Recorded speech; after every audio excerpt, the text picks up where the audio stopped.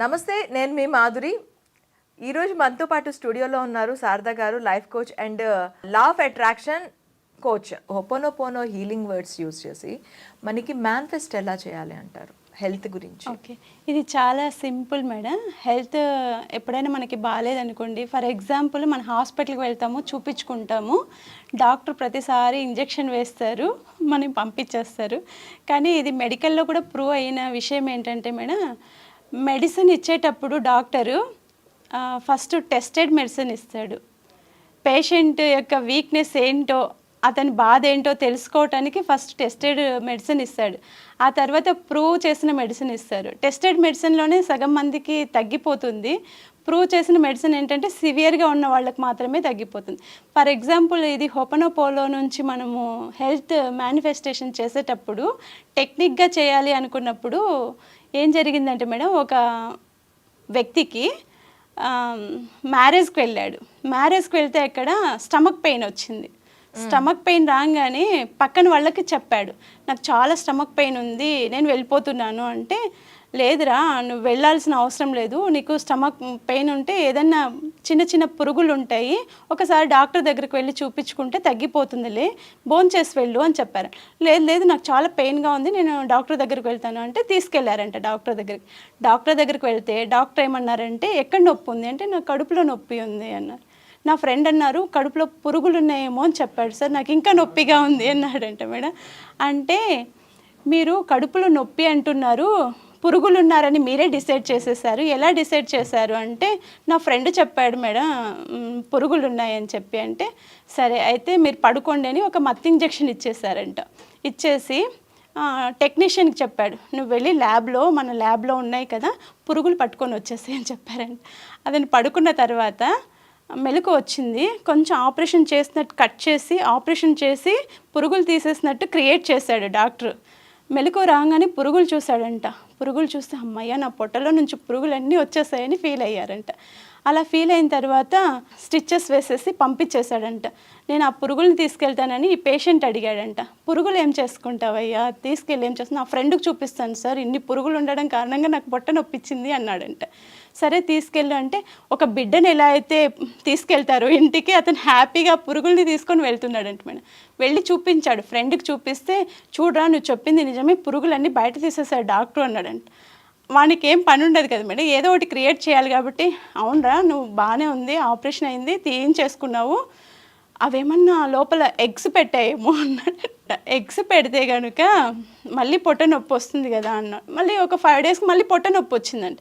మళ్ళీ డాక్టర్ దగ్గరికి వెళ్ళి, డాక్టర్ నాకు మళ్ళీ పొట్ట నొప్పిస్తుంది అని చెప్తే, నాకు ఫ్రెండ్ ఒక డౌట్ చెప్పాడు, ఆ పురుగులన్నీ ఎగ్స్ పెట్టాయేమో, మళ్ళీ ఫామ్ అయ్యాయేమో అని భయం వేస్తుంది అంటే, నువ్వు అలా భయపడాల్సిన అవసరం లేదు, అవి 2 మగ పురుగులే అని చెప్పాడంట. అంటే అక్కడ ఆయన ఫోబియా అనేది తగ్గించడానికి ఈ జస్ట్ మేనిఫెస్టేషన్ ఎలా చేయాలి, మనిషి యొక్క వీక్ పాయింట్ ఎక్కడుంది అని దాని మీద ఆయన కాన్సెప్ట్ తోటి ఆయన ట్రీట్మెంట్ ఇచ్చి పంపించాడు మేడం. పిల్లలు కూడా అంతే కదా, స్కూల్కి వెళ్ళండి అంటే నాకు పొట్ట నొప్పిస్తుంది, కాలు నొప్పిస్తుంది, చేయి నొప్పిస్తుంది అని రీజన్స్ చెప్తూనే ఉంటారు కదా మేడం. అలా ఇవన్నీ మనం క్రియేట్ చేసుకునేవి. మనకంటే మనం పక్కన వాళ్ళమే ఎక్కువ బిలీవ్ చేస్తూ ఉంటాం కదా మేడం ఎక్కువ సార్లు. కానీ మనకేంటో తెలియదు. డాక్టర్ని క్వశ్చన్ చేసే రేంజ్లో ఆయన చెప్పారన్నమాట. అప్పుడు ఆయన హెల్త్ కోసము చెప్పారంట ఆయన డాక్టరు, నువ్వు రోజు పక్కన వాళ్ళని, ఎదురు వాళ్ళని ఎవరిని పట్టించుకోవద్దు, ఈ హోపోనోపోనో టెక్నిక్ చెప్తాను నీకు, ప్రతిరోజు నీ హెల్త్కి ఇది అప్లై చేయి, మార్నింగే లేసి నీ హెల్త్ ఏదైతే ప్రాబ్లం అనుకుంటున్నావో నువ్వు రోజు నా దగ్గర డాక్టర్ దగ్గరకు వచ్చి ఆపరేషన్ చేయాల్సిన పని లేదు, ఈ టెక్నిక్ ఉపయోగించి నువ్వు నీ ఇంట్లోనే నువ్వు హీల్ చేసుకో, చాలా సివియర్గా ఉందంటే అప్పుడు నా దగ్గరికి వచ్చేయమని చెప్పారంట మేడం. అలా చెప్తూ ఉన్నప్పుడు ఈయన ప్రతిరోజు మార్నింగ్ లేయడము, నా హెల్త్ ఇలా ఉంటుంది. ఎలా అప్లై చేయాలి ఈ హోపోనోపోనో? అదే చెప్పాను కదా మేడం ఇంతకు ముందు. ఏం లేదు మేడం, మీరు కూర్చున్న ప్లేస్లోనే ప్రతిరోజు 3 టైమ్స్, మార్నింగ్ 2 టైమ్సే చేయాలి యాక్చువల్గా అయితే. ఇప్పుడు 3 టైమ్స్ కూడా చేయొచ్చు. ఎలా అంటే హోపోనోపోనో అనేది చాలా అది ఒక కండిషన్ మీద పనిచేస్తుంది మేడం. మనం ఫస్ట్ మైండ్ని క్లీన్ చేసుకోవాలి. మన మైండ్లో చాలా థాట్స్ వస్తూనే ఉంటాయి, ఎప్పుడు 24/7 ఏవో ఒకటి రన్ అవుతూనే ఉంటుంది. అవి రన్ అవ్వకూడదు. అలా ఉన్నాయనుకోండి మీకు ఏవి పని చేయవు. మన మైండ్ మొత్తం శూన్యంగా ఉండాలి. ఏవైనా టెన్షన్స్ ఆలోచనలు వచ్చాయంటే ఫస్ట్ వాటిని కట్ చేసేయాలి. కట్ చేసి ప్రశాంతంగా కూర్చొని అర్లీ మార్నింగ్ లేవంగానే ఫస్ట్ మనం విశ్వానికి ప్రార్థించాలి. ఎలా ప్రార్థిస్తాము? నాకు ఇలా ఈ హెల్త్ ప్రాబ్లం ఉంది, ఈరోజు నాకు ఈ హెల్త్ బాగాలేదు, నాకు జ్వరం వచ్చింది, లేకపోతే ఏదైనా కానివ్వండి, మీ పిల్లలు కానివ్వండి, మీ ఫ్యామిలీ మెంబర్స్ కానివ్వండి, మీ పక్కింటి వాళ్ళు కానీ ఎదురింటి ఎవరికి హెల్త్ బాగాలేదన్నా కూడా మనం చేయొచ్చు. వాళ్ళు కూడా చేసుకోవచ్చు. వాళ్ళకి చెప్పచ్చు మనం మార్నింగ్ లేసి ఇలా నాకు హెల్త్ బాగాలేదు, దీనికోసం నేను ఓపెనో చేసుకుంటున్నాను.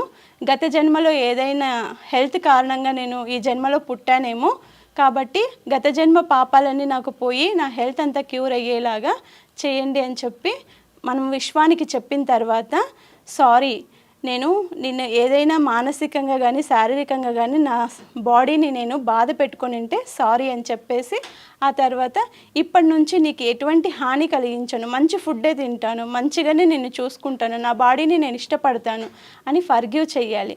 ఫర్గివ్ చేసిన తర్వాత మన బాడీని మనం ఇష్టపడాలి కదా. మన హెల్త్ బాగుంటే మనం ఏవైనా చేయగలుగుతాం. ఫస్ట్ మన బాడీ, మన హెల్త్ అన్నీ, మన మైండ్ అన్నీ బాగుండాలంటే ఇప్పటి నుంచి నేను ఎవరిని ఇబ్బంది పెట్టను, ఎవరిని ఒక మాట అనను. నేను చేసే ప్రతి పనిని కూడా నేను ఆలోచన చేస్తాను, ప్రతి మాట కూడా ఆలోచన చేసి చెప్తాను. కాబట్టి నేను ఏమైనా ఇబ్బంది పెట్టున్నా, ఎవరినైనా మానసికంగా కానీ శారీరకంగా కానీ మాట వల్ల కానీ బాధ పెట్టున్నా ఇక నుంచి అది చెయ్యను అని చెప్పి దానికి మనం నేను ఇప్పటి నుంచి నేను బాగా ఇష్టపడతాను, ఐ లవ్ యూ అని చెప్పాలి.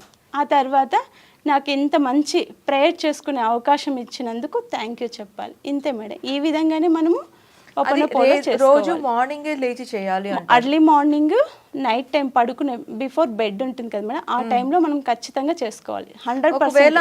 అంటే ఇన్ బిట్వీన్ ఎప్పుడైనా చేసుకోవాలి, మీకు ఎప్పుడు నచ్చితే అప్పుడు చేసుకోవచ్చు మేడం. టైం ఉండాలి. మీకు టైం ఉండి చేసుకుంటే మీరు 24/7 కూడా చేసుకోవచ్చు. ఇప్పుడు బిజీ లైఫ్లో మనకి మార్నింగ్ నైటే కుదురుతుంది కాబట్టి 2 times చేయొచ్చు. లేకపోతే మీరు ఇది చార్ట్ చేస్తూనే ఉండొచ్చు.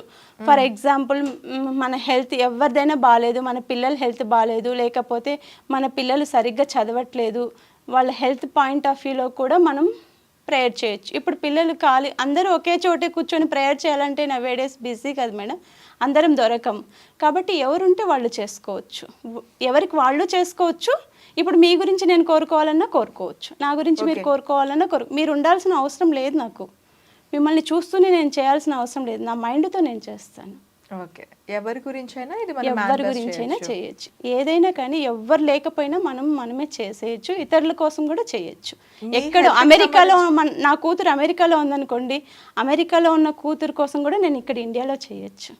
అయితే మీరు ఇప్పుడు మీకు సంబంధించి ఏదైనా అయిందా ఈ మేనిఫెస్టేషన్ హెల్త్? అవును మేడం, చాలా జరిగింది. ఒకసారి మా చిన్నమ్మాయి స్కూల్కి వెళ్తుంది.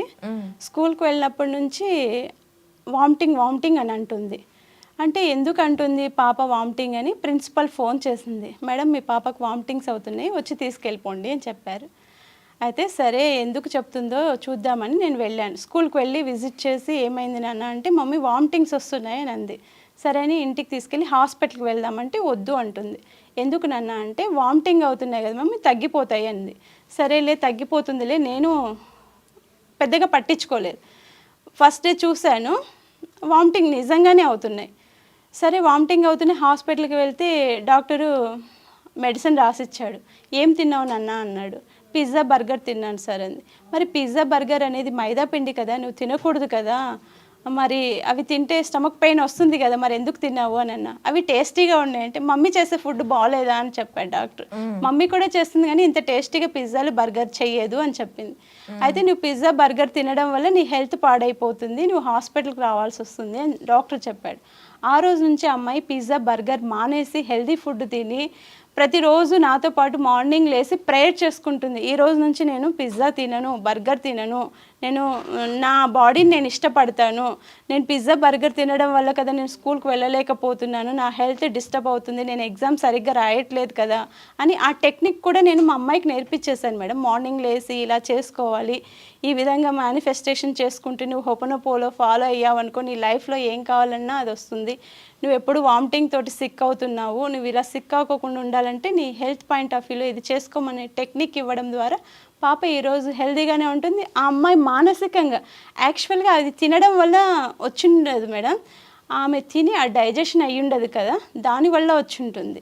కాబట్టి అలాంటివి తినకోకుండా చేయడం కూడా మన రెస్పాన్సిబిలిటీనే. కాబట్టి మనం మానేయమ్మా అని చెప్తే ఎవరు మానేయరు కదా మేడం. మనం కొన్ని టెక్నిక్స్ నేర్పించాము అంటే వాళ్ళకు ఆ టెక్నిక్ ఫాలో అయినట్టు ఉంటుంది, లైఫ్ వాళ్ళు లీడ్ చేసుకున్నట్టు ఉంటుంది madam. Okay ma'am, thank you very much.